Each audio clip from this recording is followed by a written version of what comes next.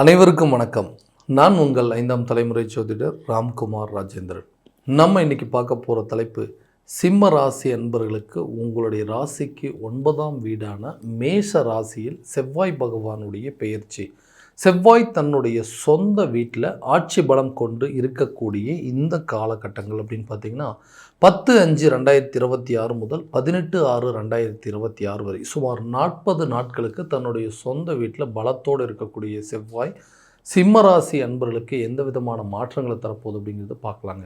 செவ்வாய் ஒருவருக்கு தைரியத்தையும் தன்னம்பிக்கையும் துணிச்சலையும் தரக்கூடியவர். வீரம் விவேகம் போன்ற அனைத்து யோகங்கள், அதே நேரத்தில் நிலம் வீடு கட்டிடம் சார்ந்த அனுகூலத்தை தரக்கூடியவருங்க. மருத்துவத்துறை, இராணுவத்துறை, நீதித்துறை, காவல்துறை போன்ற பொறுப்புகளை கொடுக்கக்கூடியவர் இந்த செவ்வாய் தான். இந்த செவ்வாய் பகவான் தன்னுடைய சொந்த இடத்துல பலமாக இருக்கக்கூடிய காலகட்டங்களில் சிம்மராசி என்பவர்களுக்கு எந்த விதமான அற்புதங்கள் மற்றும் மேன்மைகளை தரப்போகுது அப்படிங்கிறத இந்த காணொலியில் தெளிவாகவும் துல்லியமாகவும் பார்க்கலாங்க. நம்ம சேனலை ஃபஸ்ட் டைம் பார்க்குறவங்களா இருந்தால் சப்ஸ்கிரைப் பண்ணிக்கோங்க. பெல் பட்டனை கிளிக் பண்ணி ஆல் அப்படிங்கிற ஆப்ஷன் கொடுத்துக்கோங்க. சிம்ம ராசி அன்பர்கள் சூரிய பகவானை அதிபதியாக கொண்டவர்கள். உங்களுடைய ராசிக்கு இந்த 9ஆம் வீட்டில் தான், இந்த பாக்கிய ஸ்தானத்தில் தான் செவ்வாய் பகவான் பலம் கொண்டு இருக்கக்கூடிய காலகட்டங்கள். ஸோ சிம்மராசி அப்படின்னாவே தைரியம், துணிச்சல், தன்னம்பிக்கை, வீரம், விவேகம் எல்லாமே பேசிக்காகவே இருக்கக்கூடிய ஒரு ராசிக்காரர். மற்றவங்கக்கிட்ட என்றைக்குமே உதவி கேட்க மாட்டாங்கன்னா, மற்றவங்களுக்கு ஒரு உதவினா முன்னாடி நின்று செய்யக்கூடிய ஒரு ராசிக்காரர். தலைமை பண்பு வைக்கக்கூடிய யோகம், நிர்வாக திறமை அப்படிங்கிறது எப்போவுமே இருக்கும். எல்லாத்துக்கும் உதவி செஞ்சு தான் பழக்கமே தவிர யாரையும் கெடுத்து பழக்கம் கிடையாது. எல்லாத்துக்கும் நல்லது மட்டும்தான் பண்ணுவோம். ஆனால் எனக்கு மட்டும் எங்கேருந்து தான் கெடுதல் பண்ணுறாங்க அப்படிங்கிறது தெரியவே இல்லைங்க. எல்லாம் நல்லபடியாக தான் போய்ட்டு இருந்தது. கூட பிறந்தவங்களாக இருக்கட்டும், சகோதரன் சகோதரிகளாக இருக்கட்டும், பெற்றவங்களுக்காக இருக்கட்டும், பிள்ளைகளுக்காக இருக்கட்டும், எல்லாத்துக்குமே நல்லது மட்டும்தான் செஞ்சிட்ருக்காங்க. தனக்கு என்ன தேவை அப்படிங்கிறது என்றைக்குமே நான் யோசிச்சதே கிடையாதுங்க. அடுத்தவங்களுக்கு உதவி செய்யக்கூடிய மனப்பான்மை அப்படிங்கிறது பிறவிலே இருக்கு. ஆனால் இளம் வயதுலேருந்தே கஷ்ட நஷ்டங்களை மட்டுமே பார்த்து பார்த்து வளர்ந்தவங்க. ஏன்னா சின்ன வயசுலேயே நிறைய பொறுப்புகள், நிறைய கஷ்டங்களை ஏற்று நடத்தி இன்றைக்கி குடும்ப சுமையை இளம் வயதுலேருந்து எடுத்து நடத்தக்கூடிய ராசிக்காரர் அப்படின்னு சொல்லுவாங்க. ஸோ எனக்கு சரியான விதத்தில் ஒரு வேலை அப்படிங்கிறது கிடைக்க மாட்டேங்குது. ஏன்னா நானும் நல்லபடியாக வேலை பார்த்துட்டு இருந்தேன். அந்த வேலை நல்லபடியாக போயிட்டுச்சு. காரணமே இல்லாமல் அந்த வேலையை விட்டு விலகி வெளியே வர மாதிரி ஆயிடுச்சுங்க. திடீர்னு அந்த வேலையை விட்டு போ அப்படின்னு சொல்கிற அளவுக்கு சூழ்நிலைகள் வந்துருச்சுங்க.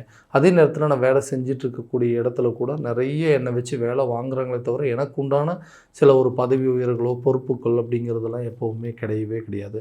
சரியான விதத்தில் அந்த வேலையை என்னால் கண்டினியூ பண்ண முடியாமல் இருக்குது. அப்படியும் பண்ணாலுமே அதில் எந்த ஒரு இம்ப்ரூவ்மெண்ட் அப்படிங்கிறது இல்லாமல் இருக்குங்க. எல்லா வேலையும் வாங்குறாங்க, சூப்பராக செய்வார் அப்படின்னு சொல்கிறாங்க. நிர்வாக திறமை, தலைமை பண்பு வைக்கிற யோகம் எல்லாமே இருந்து எனக்கு உண்டான பொறுப்புகள் அப்படிங்கிறது கிடைக்கவே மாட்டேங்குதுங்க. நானும் நிறைய வெளியூர் வெளிநாடு சம்மந்தப்பட்ட வேலைக்கு உண்டான சில முயற்சிகள்லாம் பண்ணுறேன். அந்த வேலை வாய்ப்புகள் அப்படிங்கிறது சரியான விதத்தில் அமைய மாட்டேங்குதுன்னு சொல்லக்கூடிய இந்த ராசிக்காரர்களுக்கு கூடிய சீக்கிரத்தில் புதிய வேலை வாய்ப்பு அப்படிங்கிறது உங்களை தேடி வருங்க. ரொம்ப நாளைக்கு முன்னாடி வேலை பார்த்த இந்த இடத்துல இருந்து சரி, புதுசாக ஒரு வேலையாக இருக்கட்டும், உங்களுடைய இந்த நேரம் காலகட்டங்களில் கண்டிப்பாக உங்களை கூப்பிட்டு வேலை கொடுப்பதற்கான சில சான்சஸ் அப்படிங்கிறது கண்டிப்பாக இருக்குது. நிறைய நாளைக்கு முன்னாடி இன்டர்வியூ அட்டென்ட் பண்ணியிருப்பீங்க. அந்த இன்டர்வியூ கூட இந்த நேரத்தில் உங்களுக்கு ஒரு நல்ல ஃபீட்பேக் அப்படிங்கிறது கிடைக்குங்க. வேலை செஞ்சிட்ருக்கிறவங்களுக்கு உங்களுடைய துறையில் பதவி உயர்வு, சம்பள உயர்வு, நிறைய பொறுப்புகள், ரெஸ்பான்சிபிலிட்டிஸ் கிடைப்பதற்கான வாய்ப்புகள் அப்படிங்கிறது இருக்கும். ரொம்ப நாளாக டெம்பரரி வேலை பார்த்துட்ருக்கவங்க கூட உங்களுடைய ஜாப் பர்மனெண்ட்டாக மாறுறதுக்கான வாய்ப்புகள். அரசு துறையில் இருக்கிறவங்களே இந்த கம்பெனி எனக்குன்னு இந்த வேலை கன்ஃபர்மேஷன் கிடைக்குங்களா, ரொம்ப நாளாக கான்ட்ராக்ட் எம்ப்ளாயாகவே இருக்கிறேன், ஒப்பந்த ஊழியராகவே இருக்கிறேன், எனக்குன்னு ஒரு நிலையான வேலைகள் கிடைக்குமா அப்படிங்கிறது, இந்த ஜாப் எனக்கு பர்மனெண்ட்டாக மாறுமான்னு கேட்டிங்கன்னா கண்டிப்பாக மாறுங்க. புதிய வாய்ப்புகள், வெளியூர் மற்றும் வெளிநாடு சம்மந்தப்பட்ட வேலை வாய்ப்புகள் கூட இந்த காலகட்டங்களில் நிச்சயமாக கிடைக்கும். ஸோ என்ன மாதிரி ஒரு அதிர்ஷ்டசாலி யாருமே இல்லை.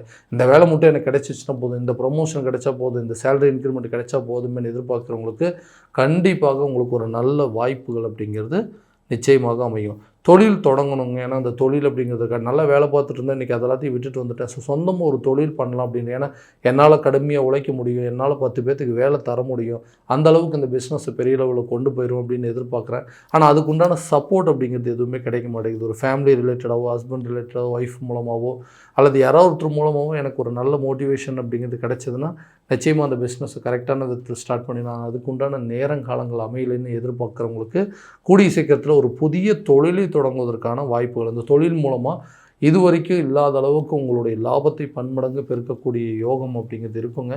பிஸ்னஸ் கண்டிப்பாக நல்ல ஒரு சக்ஸஸ்ஃபுல்லாக கொண்டு போக முடியும்.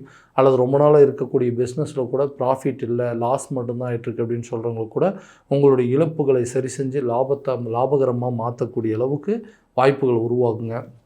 தொழில் ரீதியாக நிறைய ஒப்பந்தங்கள் அப்படிங்கிறதுக்கு ஃபாரின் கான்ட்ராக்ட் நிறைய டீல்ஸ் எல்லாம் கிடைக்குங்க. புதிய ஒப்பந்தங்கள் உங்களை தேடி வரும். கான்ட்ராக்டை வந்து இன்க்ரீஸ் பண்ணுவீங்க.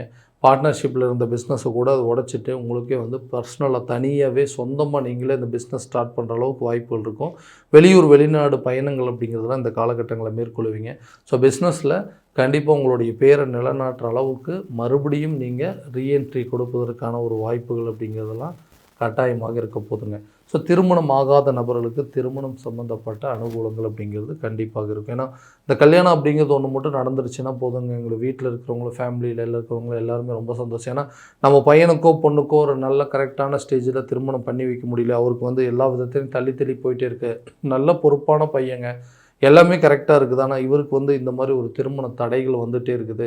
ஸோ திருமணம் ஒன்று நடந்ததுன்னா இதை விட அதிர்ஷ்டம் வேறு எதுவுமே இல்லை அப்படின்னு எதிர்பார்க்குறவங்களுக்கு திருமணம் சம்மந்தப்பட்ட யோகங்கள் கூடிய விரைவில் நடக்குங்க.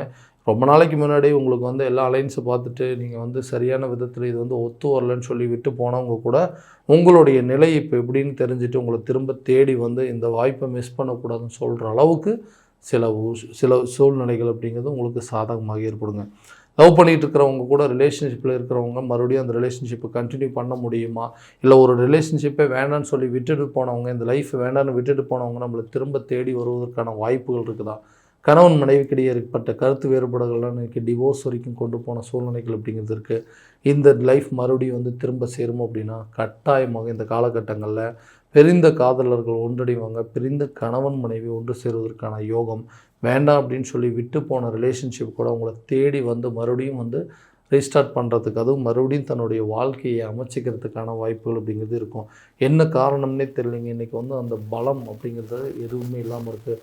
எல்லாமே நல்லா தான் ஹெல்த்தியாக தான் இருந்தது இந்த ரிலேஷன்ஷிப். காரணமே இல்லாமல் ஒருத்தருக்கு ஒருத்தர் குறை சொல்லிக்கிட்டு தேவையில்லாத நபர்களுடைய பேச்சுக்களை கேட்டு இன்றைக்கி நல்லா இருந்த குடும்பத்தையும் நல்லா இருந்த ரிலேஷன்ஷிப்பை காரணமே இல்லாமல் பிரித்து வைக்கக்கூடிய நிலை வந்துருச்சு. காரணமே இல்லாமல் கோவப்பட்டு இன்றைக்கி நல்லா இருந்த லைஃபையே தொலைக்கிற அளவுக்கு சூழ்நிலைகள் இருக்குது. அந்த நிலைகள் மாறும். உங்களுடைய பிரச்சனைகளை நீங்களே பேசி தீர்த்துக்குவீங்க. நீண்ட நாட்களாக உங்களுக்குள்ளே மிஸ் அண்டர்ஸ்டாண்டிங் இருந்தது கூட இந்த காலகட்டங்களில் அதை பேசி சரி பண்ணுறதுக்கான ஒரு சில யோகங்கள் உருவாகும். வேண்டாம் அப்படின்னு சொல்லி விட்டு போனவங்கள பிரிஞ்சு போனவங்கள கண்டிப்பாக திரும்ப ஒன்றடைவதற்கான சில அமைப்புகள் அப்படிங்கிறதெல்லாம் இருக்குங்க. குழந்தை இல்லாத தம்பதியினருக்கு குழந்தை பாக்கியம் அப்படிங்கிறது நிச்சயமாக ஏற்படுங்க. காரணமே இல்லாமல் நிறைய மருத்துவ செலவுகள் பண்ணிட்டோங்க, எதுவுமே எங்களுக்கு செட் ஆகவே இல்லை, இதெல்லாம் பத்தாதுன்னு நம்ம வந்து செயற்கை கருத்தரிப்பு மூலமாக குழந்தையை பெற்றெடுத்துக்கலான்னு சொல்லிட்டு கூட முயற்சி எடுத்தோம், அதுவுமே எங்களுக்கு சரியான விதத்தில் அமைப்புகள் இல்லை, வீணாக விரயம் பண்ணது தான் சரியாக போச்சு, வீணாக விரயம் ஆச்சு, வீணாக நஷ்டமானது மட்டும்தான் மிச்சம்னு சொல்கிறவங்களுக்கு கூடிய சீக்கிரத்தில் குழந்தை பாக்கியம் அப்படிங்கிறது உங்களுக்கு கட்டாயமாக ஏற்படும். மற்றவங்க மத்தியில் உங்களுக்கு இருந்த அவப்பேறுகளை நீக்கி உங்களுக்குன்னு ஒரு நல்ல சுப பலன்கள் சுப செய்திகள் உங்கள் குடும்பத்துக்கு வருங்க. வீடு கட்ட முடியாதவங்க, இடம் வாங்க முடியாதவங்க, சொந்தமாக தனக்குன்னு ஒரு வீடு கட்ட முடியலைன்னு யோசிக்கிறவங்களுக்கு இது ஒரு பொன்னான காலகட்டம்னு சொல்ல. இந்த செவ்வாய் தன்னுடைய சொந்த வீட்டில் பலத்தோடு இருக்கும்போது பூர்வீக சொத்துக்கள் உங்கள் கைக்கு வந்து சேரும். பூர்வீக வீடு கூட உங்கள் கைக்கு வருங்க. இத்தனை நாளாக வில்லங்கத்தில் பங்காளிகள் சண்டைகள் மூலமாக இருந்த சொத்து பத்துக்கள், நிலம், கட்டிடமெல்லாம் உங்களை தேடி வரக்கூடிய ஒரு தருணமாக இருக்குது. இதனால் உங்களுக்கு சொந்த வீடு கட்டுவீங்க, சொந்தமாக இடம் கிடைக்குங்க. அதே மாதிரி கட்டிடம் கட்டுவதற்கான யோகம், வீடு, நிலம், அதே நேரத்தில் வண்டி, வாகனம் சம்மந்தப்பட்ட யோகங்கள்லாம் இந்த காலகட்டங்கள் இருக்கும். ரொம்ப நாளாக விற்க முடியலன்னு சொன்ன சொத்துக்கள் கூட விற்கிறதுக்கான வாய்ப்புகள். பழைய கடன் அடைப்பீங்க. கண்டிப்பாக அந்த கடன் அடைப்பதற்கான முயற்சி நல்ல பலன் அப்படிங்கிறது கொடுக்கும்.